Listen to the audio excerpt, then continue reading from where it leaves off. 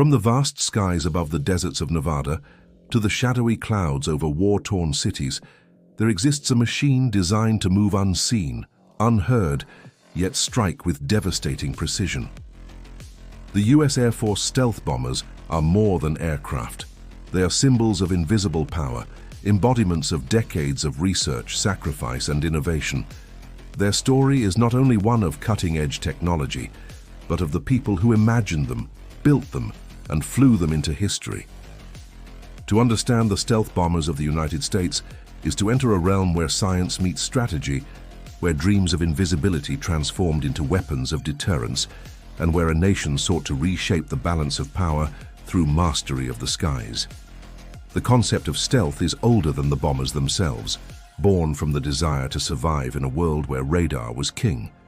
During the Second World War, radar emerged as the great equalizer, the invisible shield that stripped attacking aircraft of their surprise. By the Cold War, radar arrays stretched across the globe, blanketing borders and cities with unseen eyes that could detect a speck of metal from hundreds of miles away. The United States understood that if it wanted to hold an edge, it needed to defy that gaze. The dream was to build an aircraft that could fly where it wanted, when it wanted, without detection. What seemed like science fiction became a national imperative. The road to stealth was paved with mathematics, trial, and secrecy. Engineers wrestled with radar equations, discovering that by shaping a plane in unusual ways and coating it with radar-absorbing materials, an aircraft could reflect signals away rather than back to enemy receivers. The first real proof came in the form of a strange diamond-shaped craft, the F-117 Nighthawk, the world's first operational stealth aircraft. It was ungainly to the eye, almost alien, but in the dark skies over Baghdad in 1991, it proved invisible to some of the most sophisticated air defenses of the era. The success of the F-117 did more than silence critics. It set the stage for something larger, more powerful, more ambitious. The stealth bomber. The B-2 Spirit was unlike anything the world had ever seen. With its sweeping flying wing design, it looked more like a predator from another world than a machine of steel and composites.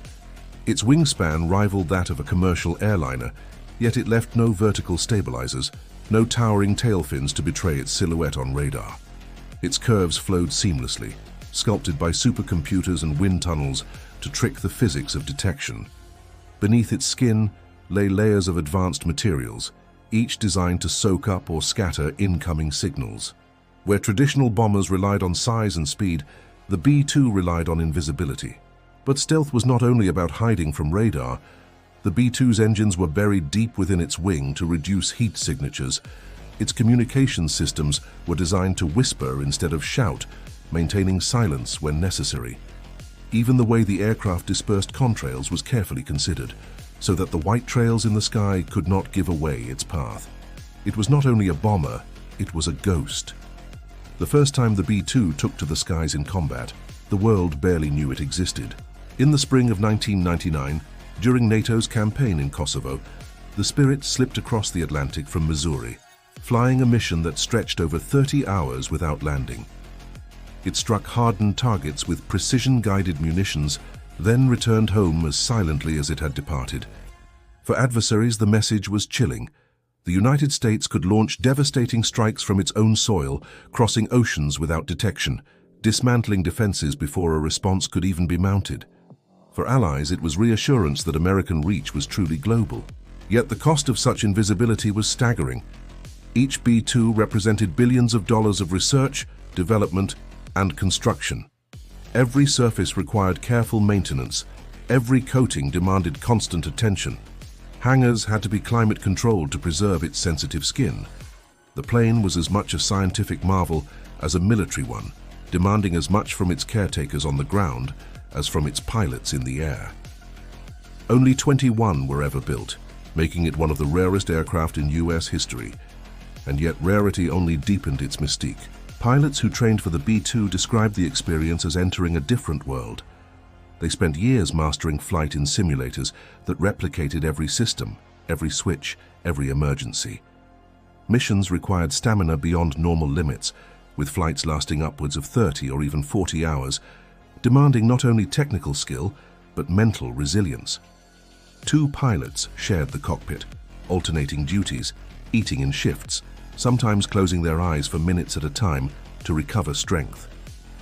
The cockpit became both a workplace and a prison, with the endless hum of engines and the glow of digital screens as their only company while the world passed far below. What gave meaning to those grueling hours was the understanding of what their aircraft represented. In conflicts from the Balkans to the Middle East, the B-2 demonstrated not only its ability to evade detection, but to deliver precision strikes that minimized collateral damage. Targets were not carpet-bombed, but surgically removed. Military compounds dismantled with single weapons, runways severed, command centers silenced. For the Air Force, this was more than military effectiveness. It was moral legitimacy, proof that advanced technology could limit human suffering while still achieving decisive outcomes. Behind the sleek silhouette, there was always the human element. Engineers who whispered about its design in secured rooms, families who never knew where their loved ones were flying, maintainers who spent countless nights polishing its surface and tuning its systems to perfection. The B-2 was never just a machine. It was the collective effort of thousands of Americans, all bound together by secrecy and purpose. For every mission that returned unseen, there were sleepless nights, hidden sacrifices, and silent pride. As the years passed, the B-2 became both a weapon of war and a symbol of deterrence. Its very existence made adversaries think twice. To know that somewhere high above a bomber might be circling unseen was often enough to alter calculations. It was not the roar of its engines that carried its message, but the silence of its approach. The Spirit, true to its name, haunted the skies with a presence felt more than observed. But technology never stands still. As adversaries developed new radars, new missiles, new ways of hunting the invisible, the United States pressed forward with the next generation of stealth. The announcement of the B-21 Raider carried with it echoes of history, promising an aircraft even more advanced, more resilient, more versatile than the Spirit. Yet in the lineage of American bombers, the B-2 holds a unique place, the bridge between the dawn of stealth and the future of global strike. The Raider may carry the torch forward, but the Spirit lit the path. For the men and women who flew and cared for the B-2, the aircraft was more than a machine of war. It was a guardian, a reassurance that American skies were defended not only by firepower, but by ingenuity.